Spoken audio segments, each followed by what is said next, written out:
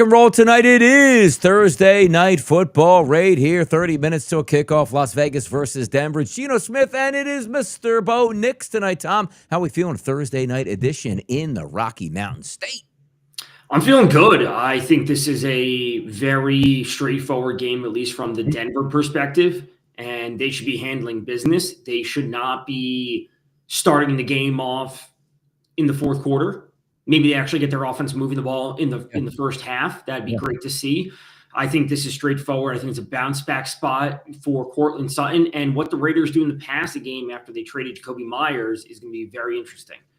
Absolutely. Let's get a little feel in here, Tom. Little spread, 9.5s, 8.5s, 9s, depending where he's shopping at end. A total of 42.5 across the board. Good weather conditions out there tonight, by the way, in Denver. Let's start with the game itself, Tom. Open up 9.5. Most outlets, 8.5s to 9 where you're shopping. I'm still showing DraftKings 9.5, but FanDuel at 8.5. BetMGM 9. Bet365 9, Westgate 9 as well. Thursday night, always tough for the road team. We get it. Extended playing time last week for the Raiders as they fought Jacksonville right into overtime. Talk to me about the side itself. I don't love it because anytime you get over like 7 points, it's like, hey, can they get the back door? What can they do at this point? For me, I stayed away from the side. Did you back a side in this one? I didn't. It's a tough spot. I understand wanting to back a home team, especially in a divisional matchup on a short week, but I also understand taking the points with the Raiders, given the fact that we're dealing with an 8.5 number. It's a little bit of a weird line. So taking the points there is fine.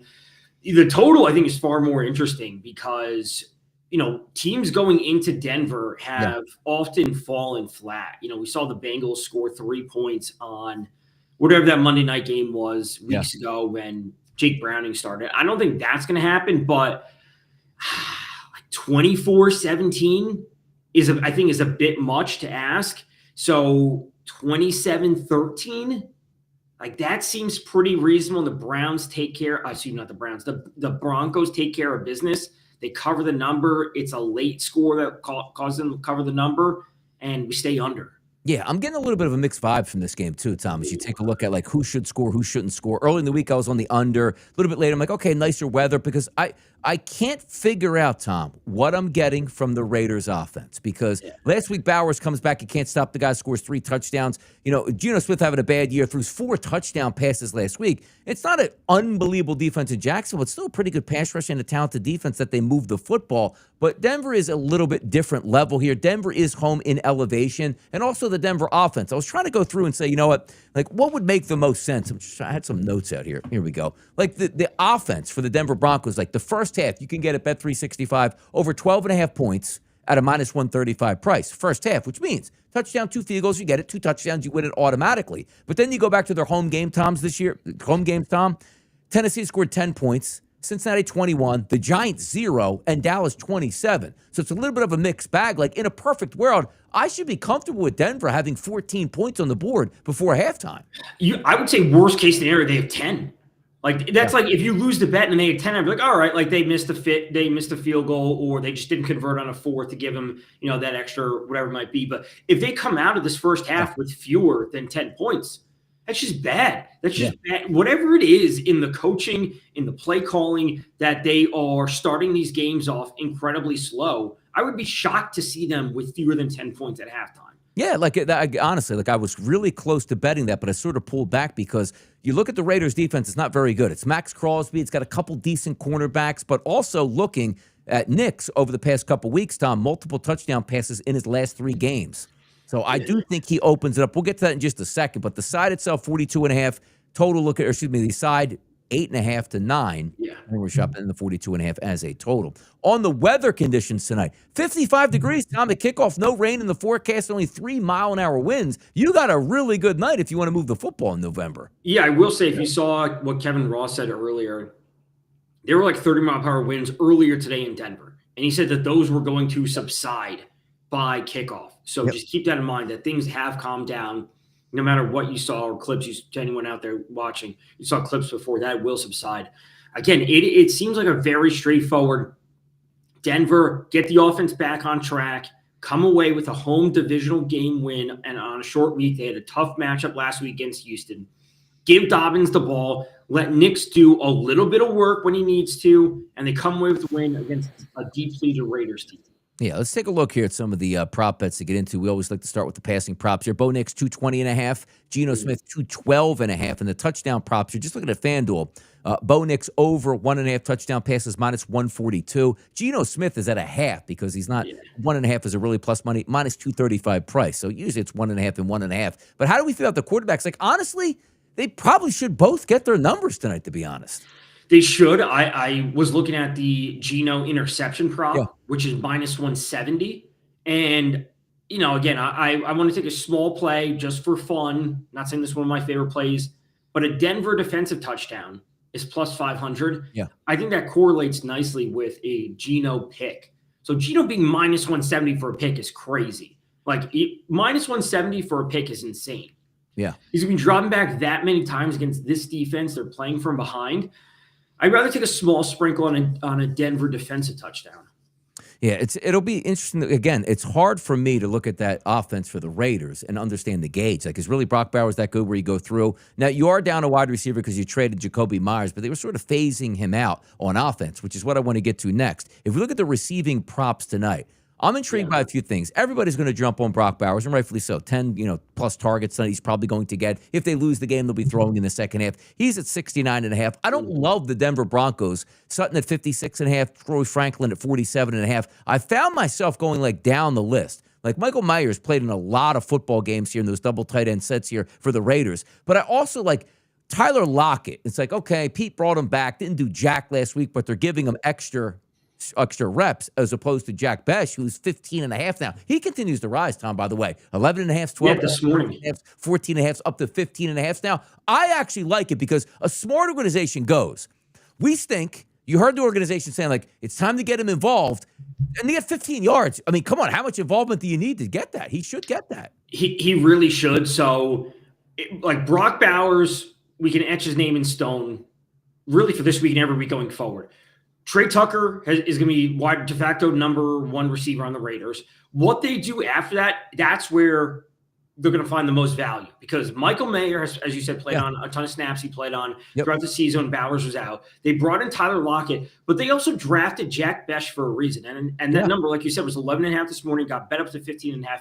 If Jack Besh goes over, him having 20 yards, 30 yards, it is nothing to write home about, literally, in the box score. 30 yards is nothing. But if he cements himself as that wide receiver 2 alongside Trey Tucker, that number's not going to be 11.5 or 15.5 next week. It's going to be in the 20s. So if you believe Jack Besh has a big role, I would not just play him 15.5. I would alt him to 20 and 30 because this is the buy low spot for him. His reception total is 1.5. Again, these numbers will move up, up, and up. And regardless if he's a rookie, regardless if the Raiders are good overall, whatever it might be, they're bad overall, they have to pass the ball in all of the games that they're going to be playing. Like I saw last week, a lot of the times that double tight end set and 2 wide receivers, why Besh didn't even get us. He didn't even get a snap as a wide receiver. Yeah, right. 0. He was active, but he didn't play a single offensive snap. I think that changes. Which is incredible because now I find myself, because when they hired Pete Carroll, I got pissed off because I'm like, all right, you're supposed to be losing games and, then you're going to hire a coach that's worth his salt in 3 to 4 years. But they say, okay, win now. Tyler Lockett, hey, let's get the boys back together, friends with Geno and Pat, and they play you stink right now. You know what Tyler Lockett is. He's not your future. And it wasn't also Jack Besh was a 7th-round pick or undrafted free agent. The dude's a number 2, so obviously you felt he had talent. The only problem I see with Tom is I agree. You probably should be betting him because if you go through the game and say he logged Tom 25 snaps and didn't get a target, well, look, they just weren't targeting, but he was out there. I just can't go through a game on a Thursday night, Tom, where it's he didn't even take a snap again tonight. What the hell is going on? That's what I'm worried about. I don't think there's a scenario where he doesn't log offensive snaps. Last week, to be clear, he was active. He played no offensive snaps. I believe they were special team snaps. That's it. Yep. Right. So I would be, let's say he doesn't have any yards tonight. Again, 0 zeros across the board, but he played on snaps. I would be okay with the loss, quote unquote, okay with the handicap saying I'm expecting him to play offensive snaps. If they just don't target him or he just doesn't catch the ball tonight, I can live with that. But I am buying into the fact that he's been active the entire season. It's not like Dante Thornton Jr., who was inactive last week. I'm buying into the fact that he's going to be active. They need a second receiver. And if there's any time to strike, it's now when his number is so low. Yes. Like I like this just and they're talking about like we need to know if we have to get him involved. And again, Yes. you're right. It's not like getting him involved. Like he 2 catches, he's getting that. I'm pretty sure it's not a rocket screen for 3 yards and a 5-yard out. Like he's going to be targeted and hopefully gets it. His touchdown props we'll get to. They're pretty high up as well. But if we do look at the standard bearers outside of Brock Bowers, right? Cortland Sutton, Troy Franklin. No Mims in this game, so those 2 guys will be targeted at this point. The only question sometimes I get nervous is that running game going to be cranked up for the Broncos where we don't really need to throw the football late in this game, Tom? I would say they throw early, run late. Yeah. That's how I would look at it. I really like Cortland Sutton tonight. I have him over 54.5. The number has gone up a little bit. It's 55, whatever it is, 56 now.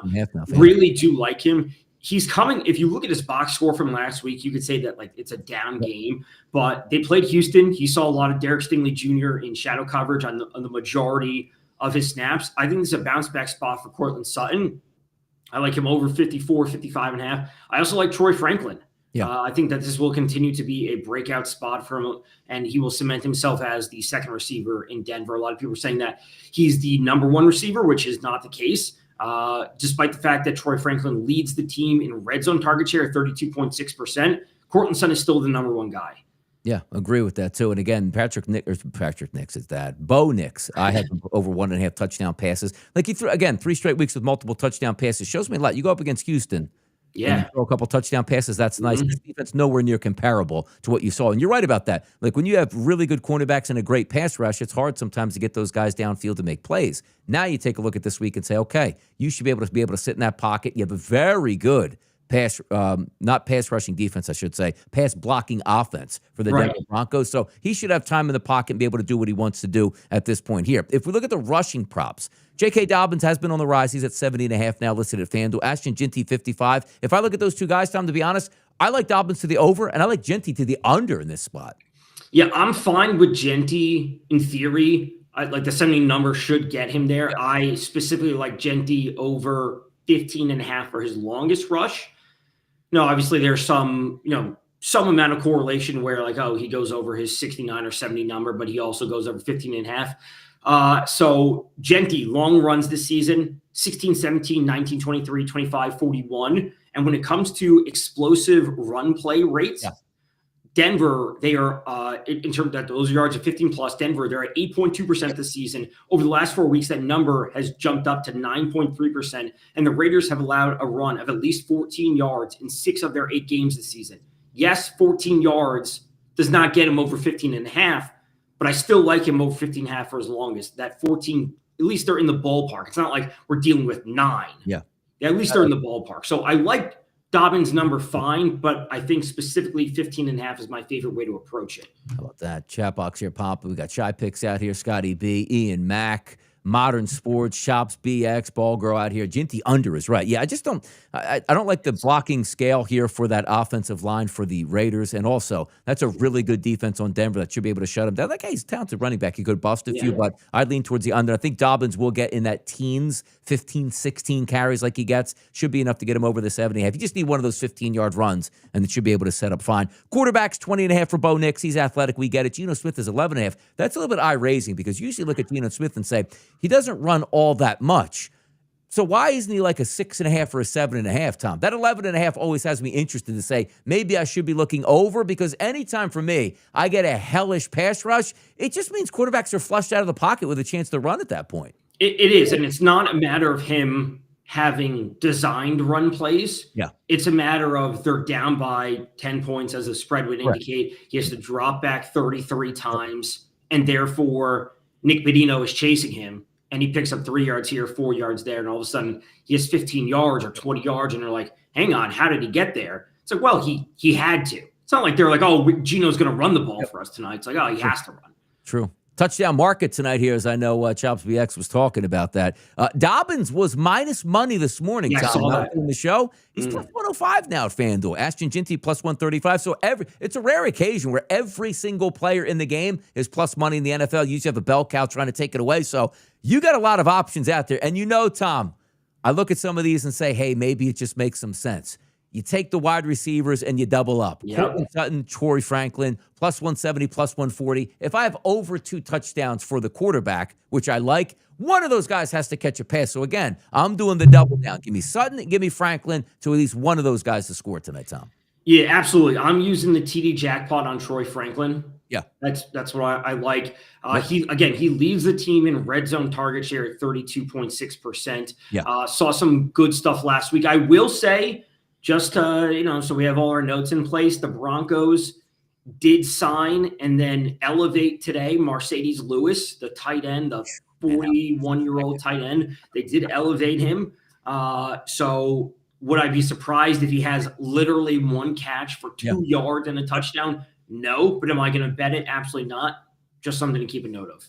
Now, we slide it all the way down some of these lists here, and you take a look and say, where can we fit in a guy that can score a touchdown down on this list? Because crazier things have happened. Again, Besh is a 10-1 price. He was actually 12-1 early today. So he's been like, if you just type in Jack Besh on X tonight, a lot of people are fueled up on Besh at this point because you're reading the tea leaves. It's not like, hey, man, they just bumped him up to 44.5. You're basically asking him to get involved in the offense, which means give me 20 snaps, give me 3 targets, and he'll probably get it.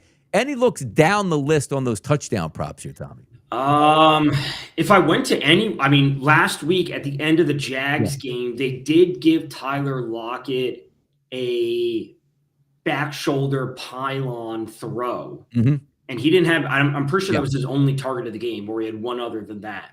But, Geno will look to him. So I would take a shot on Lockett or Mayer.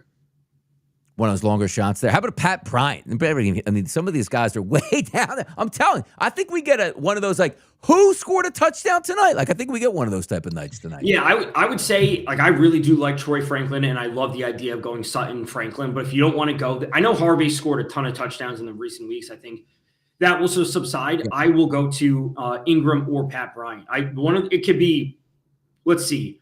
Let's say Dobbins scores one of Sutton or Franklin, and then one of Ingram or Pat Bryant. That's 3 touchdowns and a field goal. It's 24 points. They win the game 24-13. Those are your scores right there. Let's take a look at some of these team props here, Tom. See if anything gets your attention here. We'll start with the Raiders. Rushing attempts as a team tonight. It's low. It's 22.5. Usually you'd say to yourself, oh my God, just give me the over. But understand this, Tom. Last 2 games combined, 30 total rushes. 11 and 19 for the last 2 games. So I guess if you're looking at that, wouldn't you just be like, just take Genty's rushing over? Because if he doesn't hit it, it says no way it goes over 22.5. Yeah, it makes a ton of sense. If you just he's not getting there, the team's not getting there, they're going to play from behind. I would not bet that. Rushing touchdowns for the Raiders. They had 2 in the last 5 games. 1-0, 1, 0, and 0. It's plus 100 for a rushing touchdown tonight for the Raiders. Plus one. You never see that. No. These numbers are oftentimes minus 150. Sometimes it's 1.5. You don't even get the 1. Correct. Obviously Genty could score just because they happen to score 1 touchdown, but them scoring multiple touchdowns and Geno not having any would surprise me. Now, if we take a look at Denver's side as a team here, 29.5 rushing attempts. Last 5 games, Tom, 29, 26, 24, 28, and 23. So they're putting up there. And again, when you're a heavy favorite, sometimes in the fourth quarter, let's just say you're up 14 points. That's 7 or 8 handoffs in the last 5 minutes of the game that you can tack on. But 30 is a decent number at that point, and they haven't got the 30 in the last 5 games, Tom. Do they have a team rushing yards? Yes, they do. 131.5. 31. Because you know what? I like these props. And I don't think it's a market that a lot of people look into, the team props overall. But it feels to me like I would probably, Tom, just rather take J.K. Dobbins over 70.5 and say, where am I going to find the other 60 yards? Bo Nix has 50 yards on the ground, which, again, could happen tonight. But their last 5 games, Tom, 130, 78, 142, 179, and 100.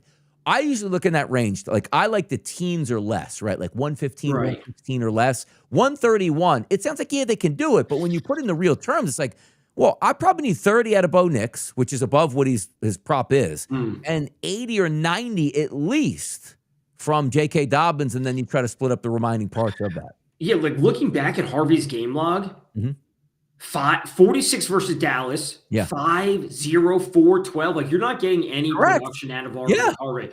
You're basically Yep. putting 80% in Dobbins, 10% from Bo Nix, and then some Tyler Batty or Harvey to step Yeah. up. I would Like, you I need would that just play the reverse. Dobbins number.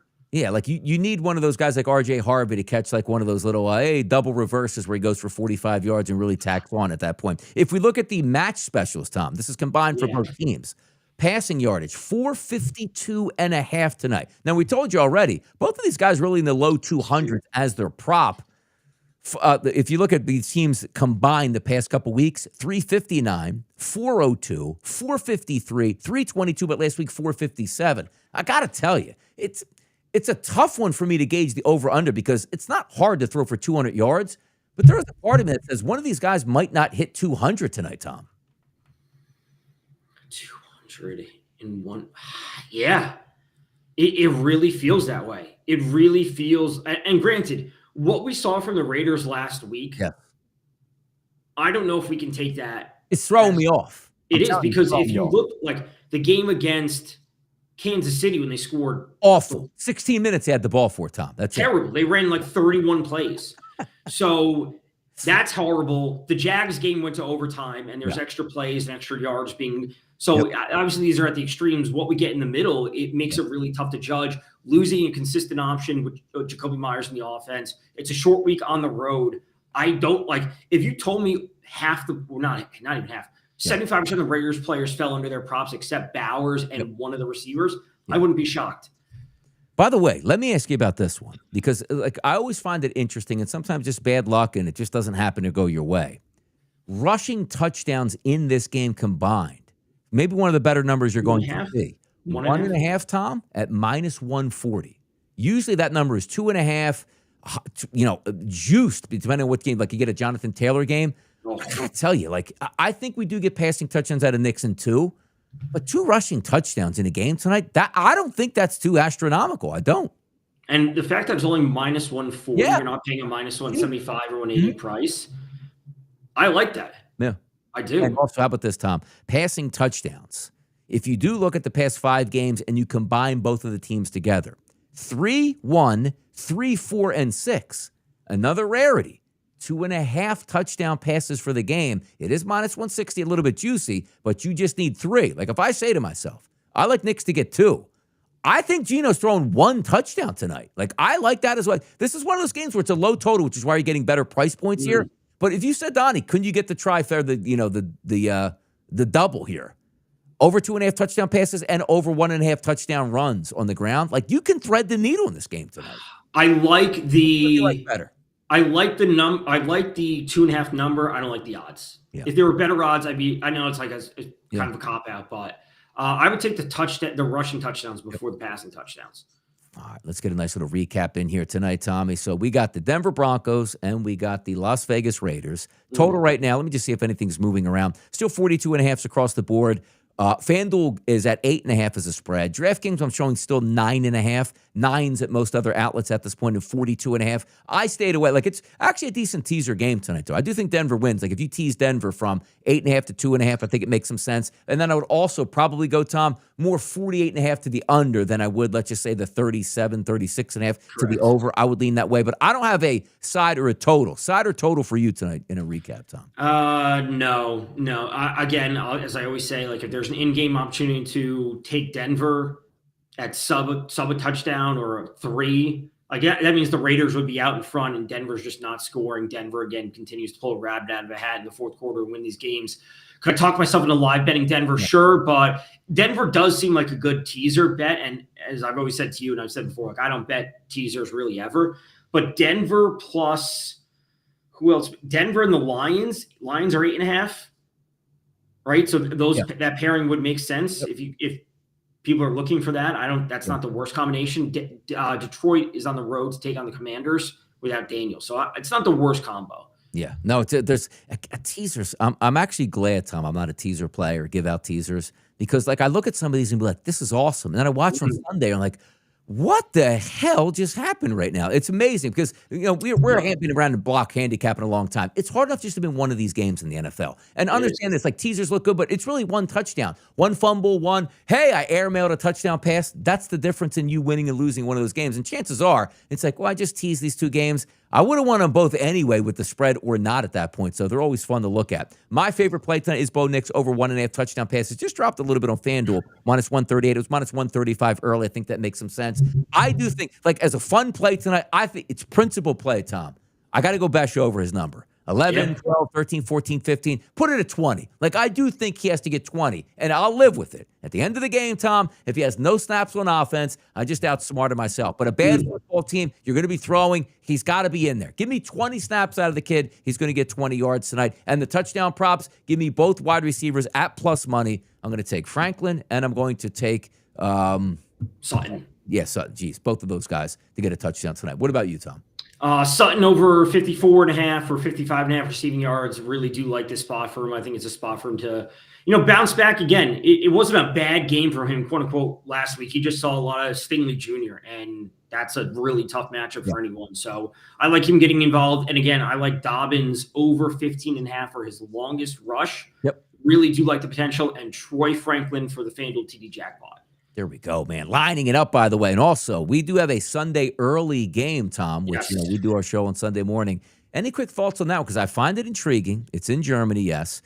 Buckner is not going to play, which that's a big deal for the tackle here. Maybe that opens up a little bit of the running game. But how do you feel about, because when I look at Atlanta's offense, it goes directly through their lead wide receiver, right? So if I say to myself and go, okay, if I'm going to get good play there, Sauce Gardner coming in, who's going to be following around Drake London, how do you play that combo right there? Because London usually eats, but he's going to get one of those guys who's a good cover cornerback. And the worst case scenario, Tom, is he's an aggressive cornerback. So if you have him beat, he will flag you for a pass interference before you can catch that ball.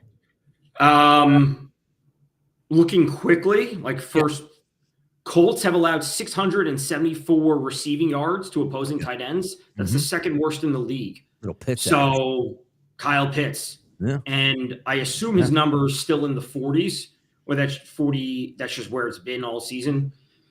So I can get this up quickly. Receiving for Kyle Pitts is 45.5. If Drake London's now going to see Sauce Gardner, Kyle Pitts might be in for a decent week. I agree. I agree with that there. But that'll do it for the show tonight. 30 minutes till kickoff. You are now right around 30 minutes till kickoff here. So good luck, everybody. Cash in some of those tickets. Have fun doing it. Tom and I will be back on a Sunday to get you ready for Week 10 NFL action on a Sunday. Peace out, boys.